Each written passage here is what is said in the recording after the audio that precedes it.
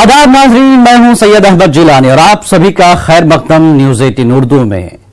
आज दक्कनी खबरों में आप लोगों को क्रिकेटर मोहम्मद अजहरुद्दीन के बेटे असदुद्दीन और टेनिस स्टार सानिया मिर्जा की बहन अनम मिर्जा की जुमागी में लेके जाएंगे। हैदराबाद का एक स्कूल 10 साल से बच्चियों को मार्शल आर्ट सिखा रहा और वहीं तेलंगाना हुकूमत भी करने वाली है। और कांपे बच्चों को सुबह जल्दी उठने और नमाज पढ़ने पे साइकिला बांटे दिखाएंगे। तो इसके अलावा नर्मदा नदी में एक आदमी उतरते मच्छियां घेर लेते। क्या है इसके पीछे का राज, आपको बताएंगे। तो चलो शुरू करेंगे दक्कनी में खबरें।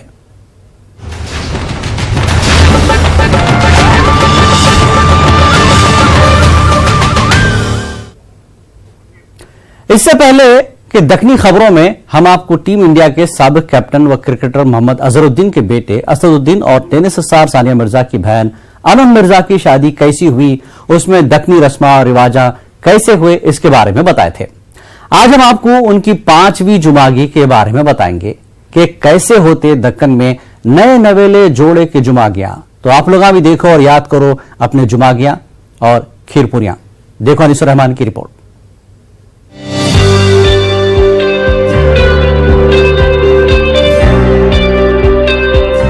अगर आप शादीशुदा है तो जुमागी का नाम लेते आपको जुमागियों के दौर के वो तमाम हसीन लम्हे याद आ जाते हैं जिसमें शादीशुदा जोड़े के साथ ऐसा बर्ताव करते जैसा किसी रियासत के नए नए जिम्मेदारी संभाले सो शहजादा और उसकी मलिका के साथ होता था।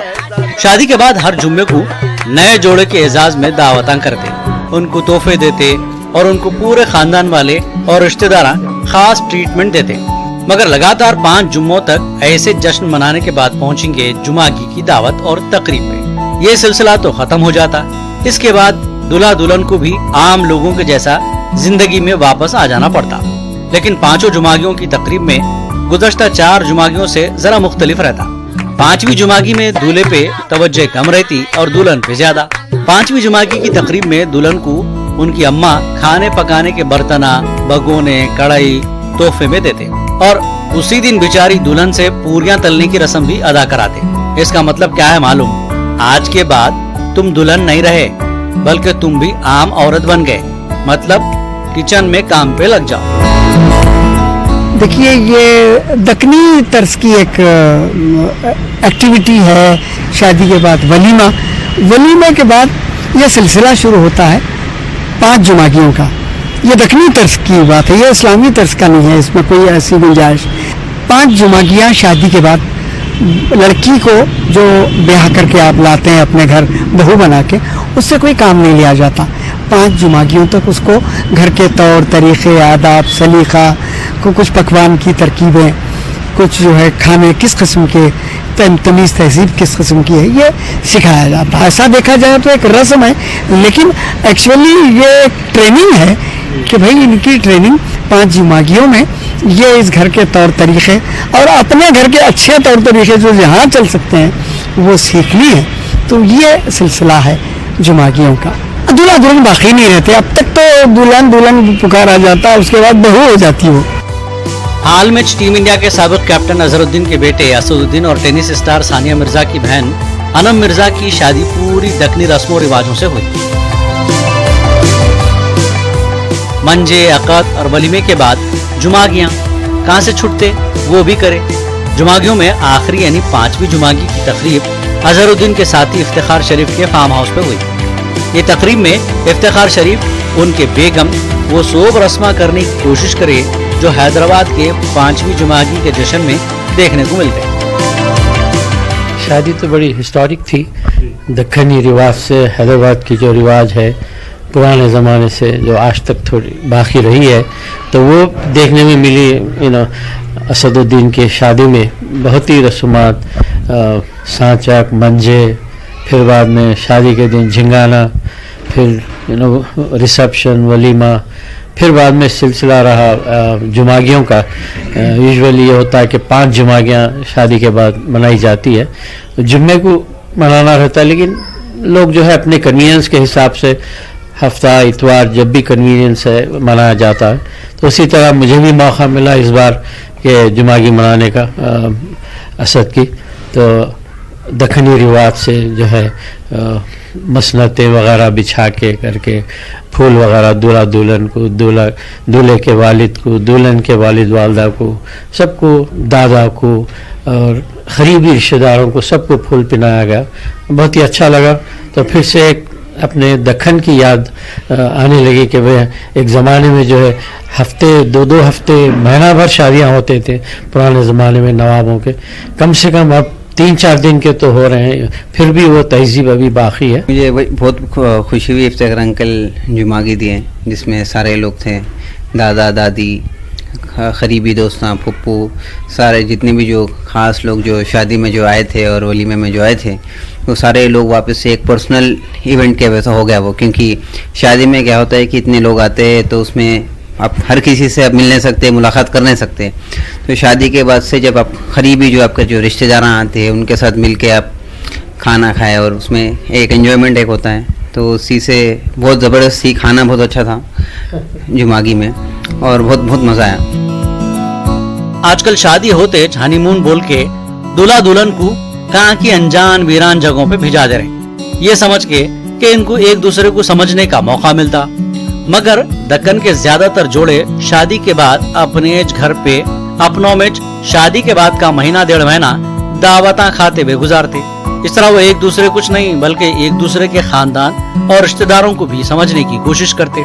और ये जोड़ी तो हैदराबाद के मशहूर खानदानों की है, यहाँ पर रिश्तेदार भी बहुत ही रहते, तो ये जोड़े को 5 जुमागियां भी कम दिखे होंगे। बहरहाल ये जोड़े को शादी के बाद के 4 जुमागियां और ये आखिरी जुमागी दुल्हन को बहुत बहुत मुबारक।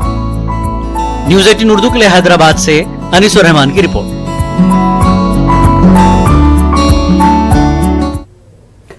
तेलंगाना हुकूमत सरकारी स्कूलों में लड़कियों को 3 महीने की मार्शल आर्ट की ट्रेनिंग देती करते, वो इस वास्ते कि औरतें और बच्चियां अपनी हिफाजत खुद करना बोल के। हुकूमत को बच्चियों की हिफाजत की फिक्र अब हो रही, जबकि पुराने शहर हैदराबाद के सईदाबाद इलाके में है सो सेंट मार्ज स्कूल में 10 साल पहले मार्शल आर्ट की तरबियत शुरू कर दिए सो है। यहाँ की बच्चियां मार्शल आर्ट सीख के फिट भी है और मार्शल आर्ट्स के कौमी और बैनुल अक़वामी मुकाबलों में हिस्सा लेके कामयाब भी हुए। अब मंचलों की खैर नहीं, देखो ये रिपोर्ट।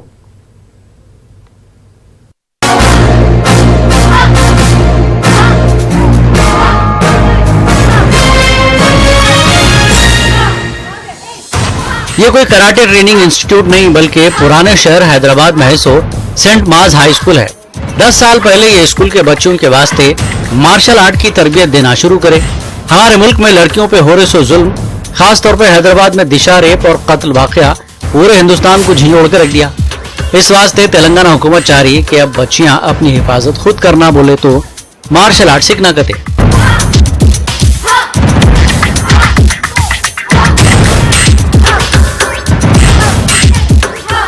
तेलंगाना हुकूमत स्कूलों के बच्चों के वास्ते 3 महीने का मार्शल आर्ट कोर्स शुरू करने का इरादा कर रही, मगर पुराने शहर का एक स्कूल सेंट मार्ज 10 साल पहले ये काम शुरू कर दिया सो है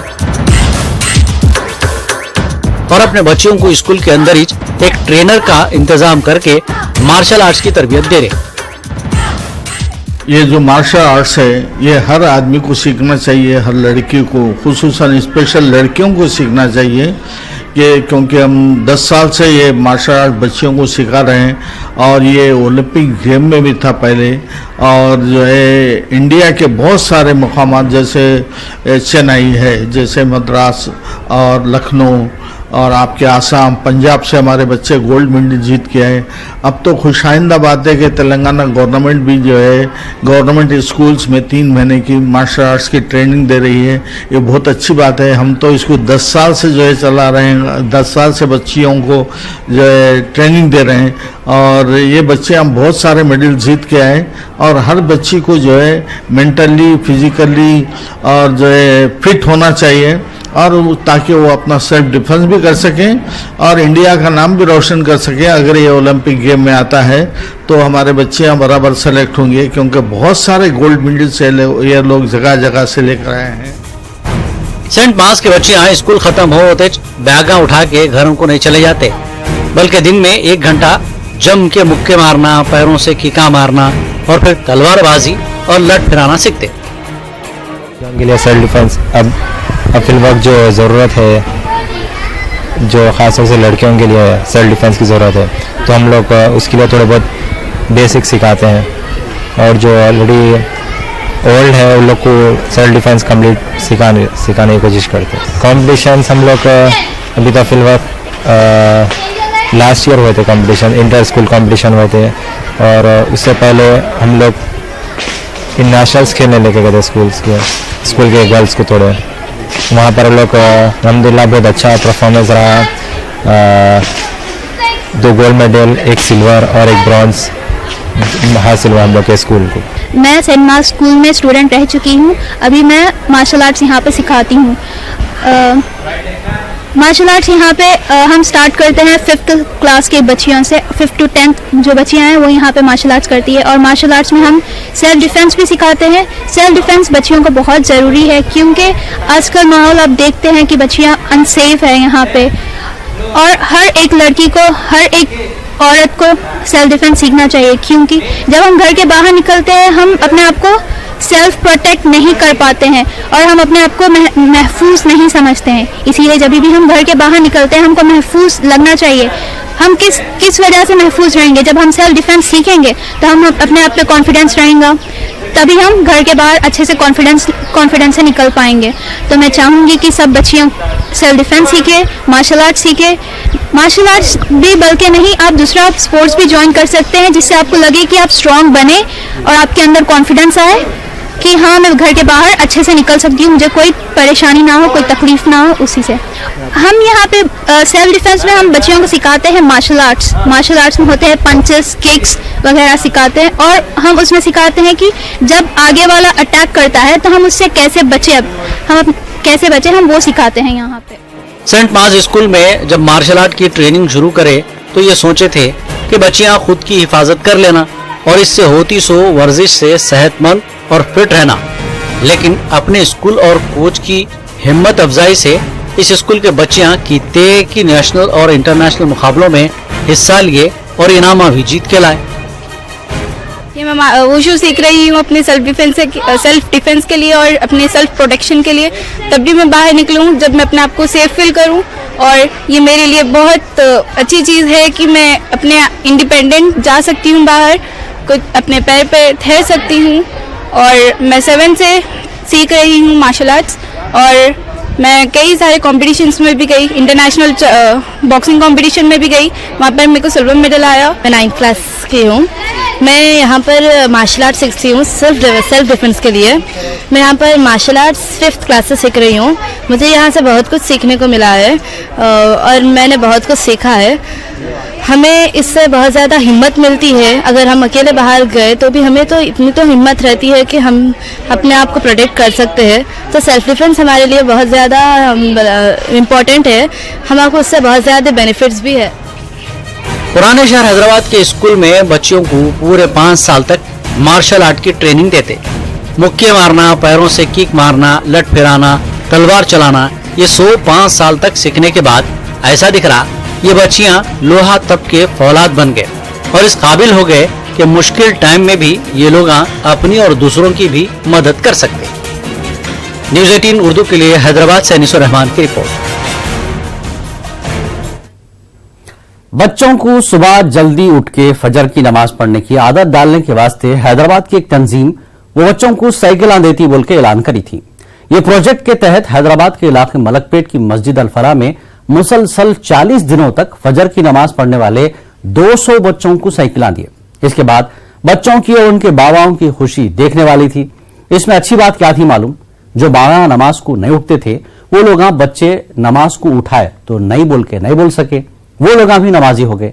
शुक्र है बच्चों को साइकिलें मिले बोल के बाबा बैकाने मंगे। देखो ये रिपोर्ट।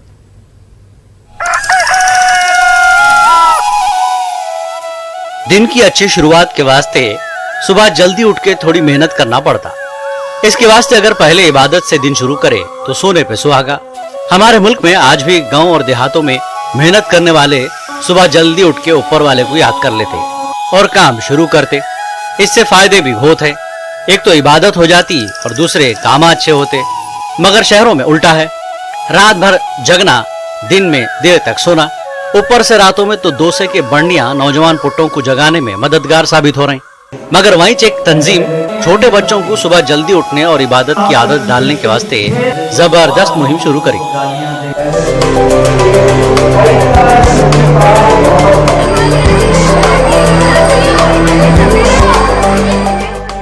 आप लोग बच्चों को जो देख रहे हैं, 7 साल से लेके 15 साल की उम्र के ये बच्चे सुबह उठ के बहुत खुश हैं।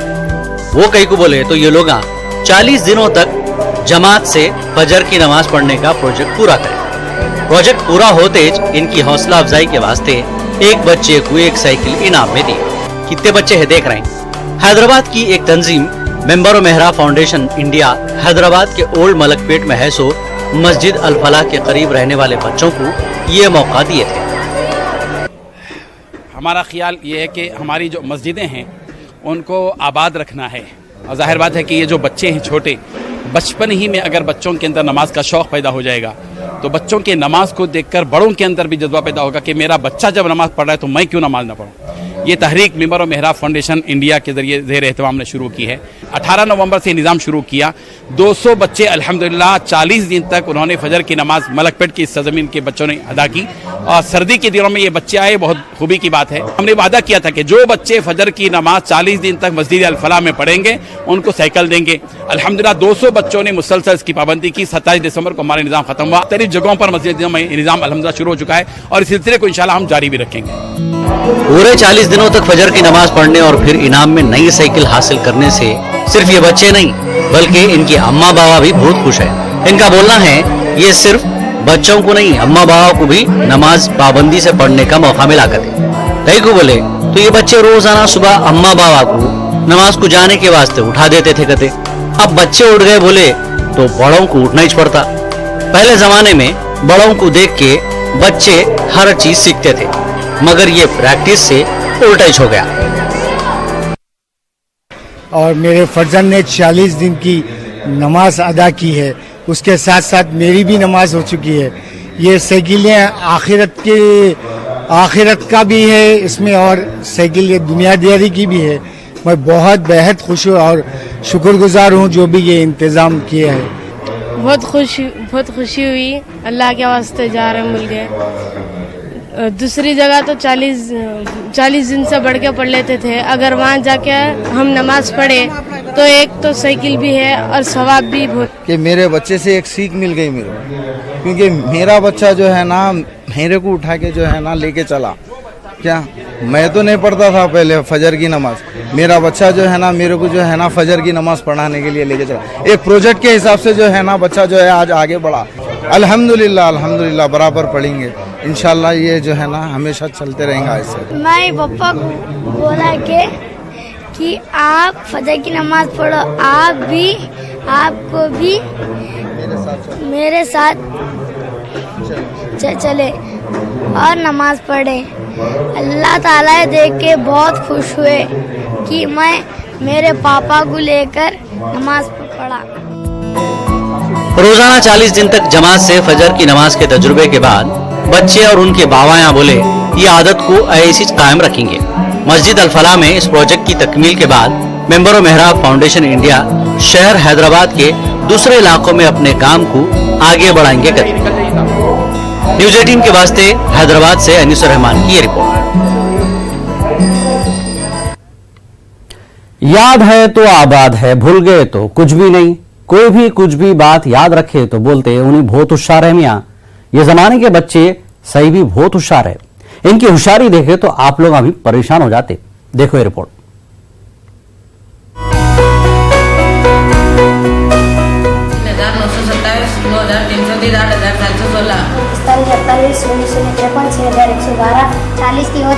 40 मेरे खाता नंबर 36997425 ये मध्य प्रदेश झाबुआ के थांदला स्कूल के बच्चे हैं।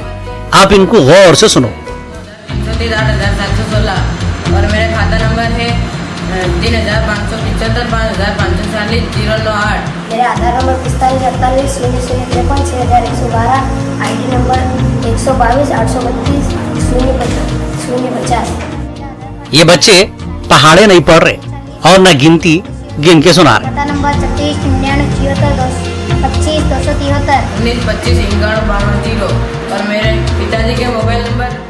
समझ में नहीं आया तो फिर एक बार अच्छा सुनो। मेरा आधार नंबर है 3927 9330 8716 और मेरा खाता नंबर है 3575 5540 098। मेरा आधार नंबर 4548 अब आप लोगों को सारा माजरा समझ में आया होगा, नहीं तो हम आपको बताएंगे। इससे पहले आप सब लोगों से एक सवाल है, क्या आप लोगों को अपना आधार कार्ड नंबर याद है? आधार छोड़ो दूसरे अहम दस्तावेजात या नहीं तो पता याद है। हम समझते आपको अपना मोबाइल नंबर भी याद है कि नहीं की, मगर ये बच्चों को सब नंबर मुंह जबानी याद है।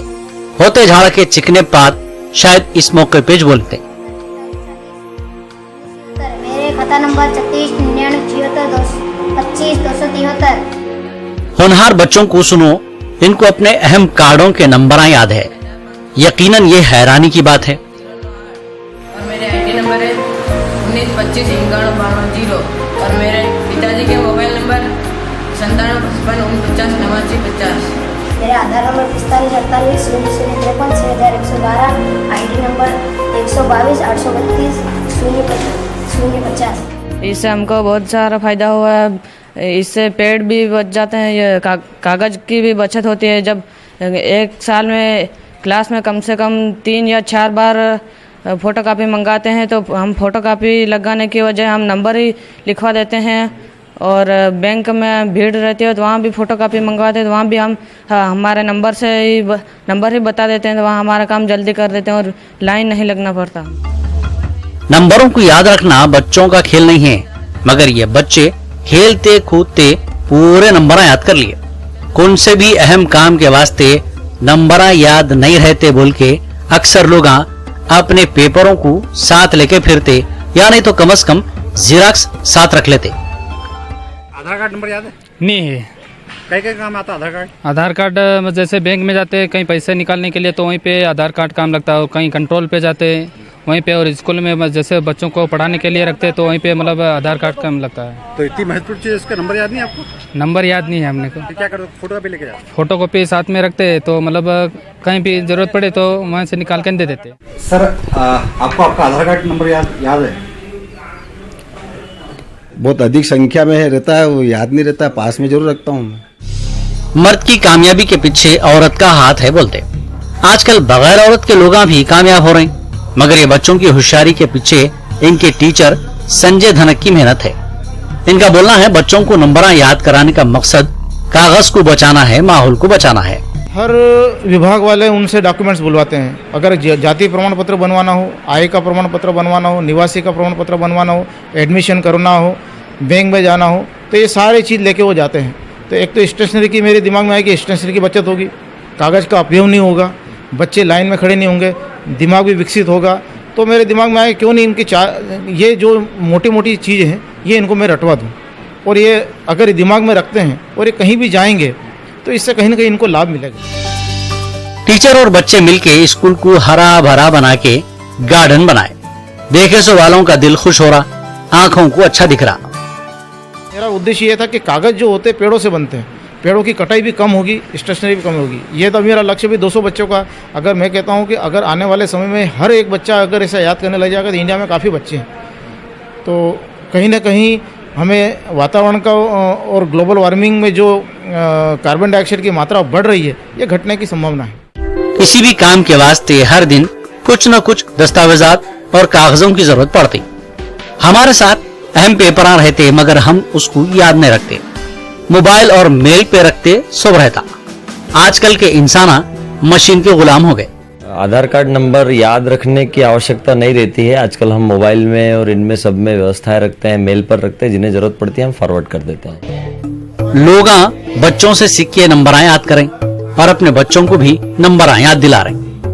आधार कार्ड नंबर याद नहीं है और कायदे से आधार कार्ड नंबर याद रखना चाहिए, क्योंकि अब मैंने सुना है कि बॉयज़ स्कूल के छोटे छोटे बच्चे जो गरीब घर के बच्चे हैं उन लोगों को याद है, और जो चीज़ इसलिए याद रहना चाहिए कि वो कभी घूम जाए या कहीं पे हो तो आधार के हिसाब से वो वापस मिल जाए। मैं मेरे बच्चों को भी याद कर रहा हूँ और मैं भी याद करने की कोशिश करूँगा। बच्चों और टीचरों की कोशिश से वक्त, पैसे और कागज बचाने को छोटी सी कोशिश हो रही। आज के बच्चे कल के बड़े, इन्हों बड़े हो गए तो एक अच्छी आदत बन जाती और दिमाग को जंग नहीं लगता। अगर आप भी चाह रही हैं आपके दिमागों को जंग नहीं लगना बोले तो आप लोग भी अपनी याददाश्त को अच्छी बनाओ, मशीनों के गुलाम नक्को बनो। Bureau report, news 18 Urdu. आप लोग ही man, superman, iron man, young man, ऐसे कितने के मैनों के बारे में सुने होंगे। हम ये मैन की सीरीज में एक और इजाफा कर रहे हैं, वो है फिशमैन, बोले तो मच्छियों का आदमी। क्या सही भी फिशमैन है? अगर है तो इनको फिशमैन कई को बोलते? देखो ये रिपोर्ट, मेरे को दियो इजाजत, आदाब।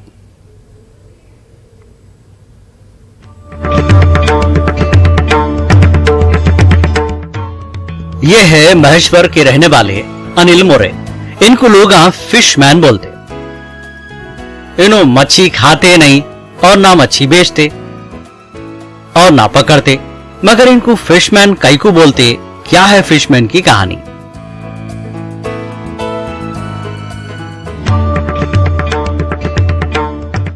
मध्य प्रदेश के मजहबी शहर महेश्वर में बहती सो नदी का नाम है नर्मदा। अनिल बरसों बरस से नर्मदा के भगत है गते। नर्मदा मैया ऐसी तो मिली रे। इनको नर्मदा में रहने वाले मच्छियों से मोहब्बत है। इन्हों जब नदी के पानी में उतरते, मच्छियां पानी में रह के भी बिन पानी तड़पे जैसा तड़पते, धमड़ी करते, उछल कूद करते और अपने फिशमैन को घेर लेते। इन्हों मच्छियों के वास्ते खाने का सामान बाहर निकालते, मच्छियां लपक लेते। अब आप लोग बोल रहे होंगे, क्या तो भी है ये? ऐसा कैसा मच्छियां इनके दीवाने हैं?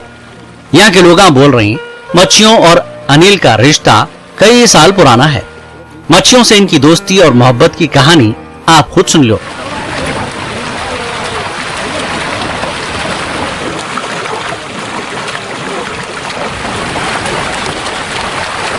मेरा जन्म यहीं हुआ है महेश्वर में, और मेरा नमकीन का व्यवसाय है और मैं मछलियों के लिए सभी नमकीन खिलाने के लिए नमकीन लाता हूँ।